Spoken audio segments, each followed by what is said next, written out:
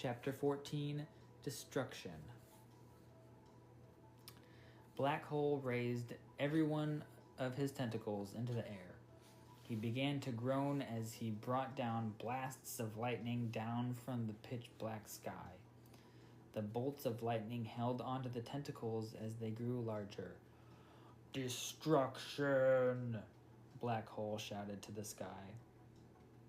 The bolts of lightning raced to the ground. They struck the ground with a bright flash, blinding anyone who stared directly into it. The lightning stretched across the street, destroying everything in its path. The bolts stretched to the base of the Starbright clock tower. They sped up the side of the towers toward the clock in the center. When the two bolts met in the center of the clock, there was a massive explosion. Flames soared into the air. White sparks consumed the whole city. The face of the clock departed from the two towers holding it together. The clock plummeted to the ground below. The face crashed into the ground and created an explosion similar to a nuclear explosion. A gigantic shockwave soared past the crowd of frantic people and through the entire city, destroying every building it passed.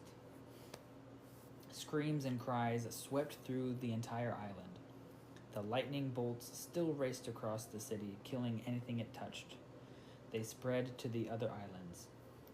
Austin thought of a plan. He ran toward Black Hole. The monster stood over the remains of the clock tower, laughing triumphantly at his destruction. If anything touches the lightning bolts Black Hole created, even Black Hole himself, that anything would die instantly. Austin would have to get one of Black Hole's tentacles to touch the bolt. Then the villain would die. Black Hole began to rise off of the debris.